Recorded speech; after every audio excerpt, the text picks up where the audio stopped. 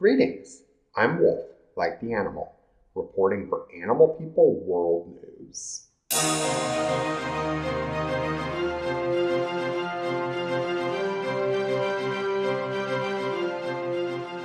United Kingdom's 2004 ban on hunting with dogs will remain the law of the land, says Prime Minister Theresa May. May has in the past been a vocal supporter of fox hunting and declared as a campaign promise prior to her re-election that she would hold a vote to re-legalize hunting with dogs. Although many Conservative Party politicians are fox hunting enthusiasts, nearly 3/4 of Conservative voters oppose the blood sport. In abandoning her promise to try and repeal the ban, May suggested that her past support for fox hunting might have been a factor in her party's recent electoral losses. Although illegal, hunting foxes, hares, and other wild mammals with dogs remains common in the UK. Trail hunting, a legal alternative in which hounds follow an artificially laid scent, is often used as cover for the hunting of actual animals. There were over 430 prosecuted cases of illegal hunting between 2005 and 2017. Hunting birds with dogs remains legal, but increasingly controversial. United States Interior Secretary Ryan Zink announced on January 9th the creation of a new Hunting and Shooting Sports Conservation Council. The council will advise the government on policies to expand hunting access and increase public support for hunting. Promoting hunting has been a major agenda item for Secretary Zink ever since his appointment by President Trump. His first day in office, Zink signed an order to allow the use of lead ammunition and fishing tackle on public land, despite data showing that lead in the environment poisons millions of animals every year. He has declared October to be National Hunting and Fishing Month. In November, he created the International Wildlife Conservation Council, whose duties include weakening legal protections for threatened species and promoting trophy hunting overseas. Zink claims that hunters and anglers are the backbone of American conservation, arguing that killing wild animals fosters appreciation for nature and provides essential funding for species and habitat protection. Yet his own department's statistics show that while hunting has dwindled in popularity, nonviolent wildlife watching and photography have become more popular than ever. With more than 7 times more people watching wild animals than hunting them, Americans spent a total of $156 billion on wildlife activities in 2016, more than any other time in the previous 25 years. China's ban on ivory sales, first announced December 2016, is now in full effect. After gradually shutting down factories and traders over the course of 2017, the Chinese government declared on New Year's Eve that all sales of elephant ivory, including online, and imports from abroad would be illegal. International commercial trading of ivory has been illegal under CITES, the Convention on the International Trade of Endangered Species, since 1989. However, the allowance of domestic sales within China has continued to fuel demand for ivory products and to provide cover for the illegal killing of African elephants for the Chinese market. The Chinese public seems generally to support the ban, with a hashtag translating to "no sales, no killings" trending on Chinese social media. However, the impact of the ban is undercut by the persistence of legal markets in neighboring regions, which conservationists fear will continue to sustain ivory smuggling into China. Hong Kong, which is governed autonomously from mainland China, isn't scheduled to ban ivory until 2021. Japan, meanwhile, has become the world's new largest legal ivory market and shows no sign of banning the trade. At the most recent CITES meeting, Japan defeated a proposal to ban all domestic ivory sales, joining forces with Zimbabwe, South Africa, and the European Union, which all profit from trophy hunting of elephants. The cruel practice of bear dancing has now been eradicated in Nepal. The last known dancing bears in the country were rescued on December 19th by Nepali police and activists from Jane Goodall Institute, Nepal, and World Animal Protection. The bears, a male named Rangila and female named Sri Devi, are now under the care of Parsa National Park. Dancing bears are taken from their mothers as cubs, often captured in the wild. They are controlled using ropes threaded through their nose, trained to stand on their hind legs and shuffle by being placed on hot metal or coals, and have their claws broken and teeth broken off to ensure obedience. Fortunately, the practice is now in steep decline. The last known dancing bears in India were surrendered to the organization Wildlife SOS in 2009 after a lengthy campaign to rescue and rehabilitate the animals and train their former owners for alternative professions. Bear dancing still exists in Pakistan, where at least 220 bears remain in captivity, yet Pakistani officials are cracking down and plan to eradicate the practice within the next 5 years. The last dancing bear in Karachi, Pakistan's largest city, was rescued last September. I would like to take a moment now to acknowledge the legacy of Martin Luther King Jr., whose life was celebrated throughout the United States on Monday, January 15th. The movement to recognize the moral rights of animals builds on the precedents of historic struggles to establish and defend human rights, including the movement for racial justice, of which Martin Luther King was a major leader, and which continues today with campaigns such as Black Lives Matter.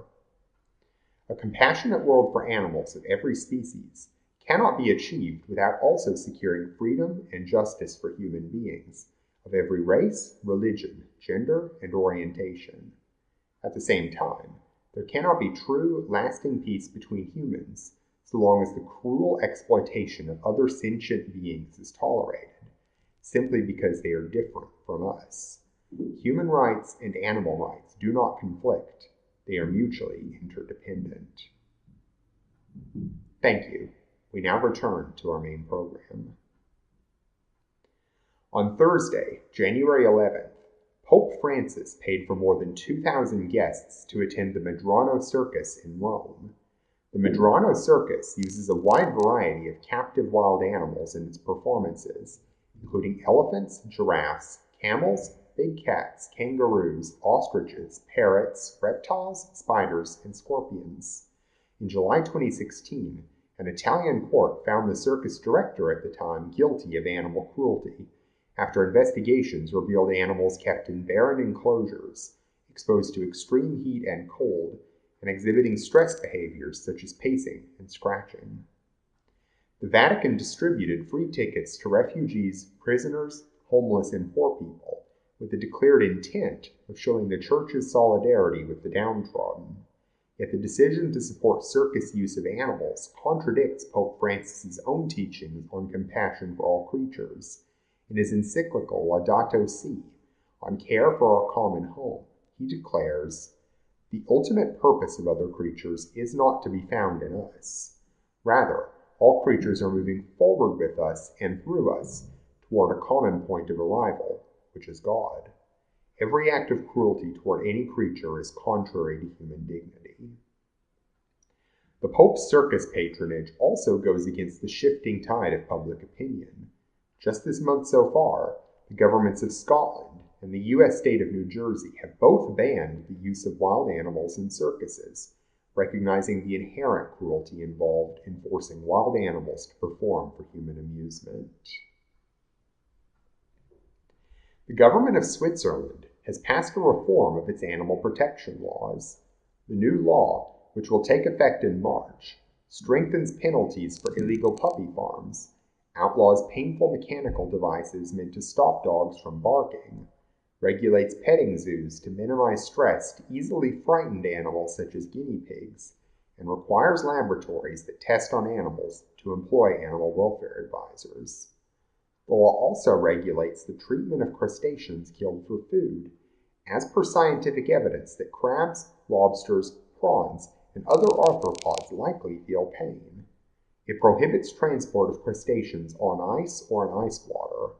It also bans the boiling of live crustaceans, and requires that the animals be stunned, either with an electric device or by cutting through the brain before butchering. Living conditions may soon improve for dairy cows in 3 Indian states. The governments of Uttar Pradesh, Uttarakhand, and Telangana have issued new guidelines to ensure higher welfare for dairy cows.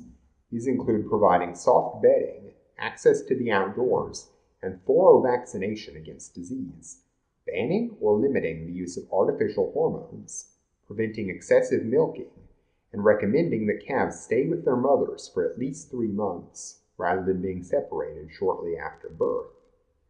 The new guidelines come in reaction to the Federation of Indian Animal Protection Organizations, or FIAPO's, End Exploitative Dairies campaign. FIAPO investigations have revealed cruelty and neglect in hundreds of dairy farms across India. Among the most gruesome practices is the use of kalbachas, dead calves stuffed with hay, to keep mother cows lactating after their own young have died or been taken away. FIAPO hopes that the new protections for cows at the state level will pave the way for national legislation regulating dairy farms throughout India. Finally, animals in the province of Sindh, Pakistan, may soon be granted basic legal rights. On December 30th, the governor's cabinet introduced a new bill for consideration by Sindh's House of Representatives. If passed, the Sindh Welfare and Prevention of Cruelty to Animals Act would prohibit beating, neglecting, torturing, or frightening animals, as well as specific practices such as overloading draft animals or forcing animals to fight for entertainment. Violators would face sentences between 3 months and 3 years in prison. In addition to improving animal welfare, the Act would also acknowledge animal rights. Reading: animals will be granted inalienable rights to adequate nourishment, appropriate shelter, and life in an environment free of abuse. Although laws regulating human treatment of animals are common worldwide, only a few recognize animals as having legal rights of their own. If the Sindh Welfare and Prevention of Cruelty to Animals Act is passed, the Pakistani province will join Switzerland, Germany, Spain, India, New Zealand, Argentina, and Colombia, becoming one of a small but growing number of jurisdictions to acknowledge that animals are sentient persons rather than mere objects to be used. These are just a few of the countless issues affecting animals worldwide. Visit the Animal People Forum to find out more and share your own perspectives on animal rights, welfare, and conservation. Animal People is a nonprofit charity, and this news program would not be possible without help from our donors. Visit our Patreon page in the links below to find out how you can support the production of future episodes and gain access to a variety of exclusive rewards. Thank you for your support and for helping to create a kinder world for all living creatures.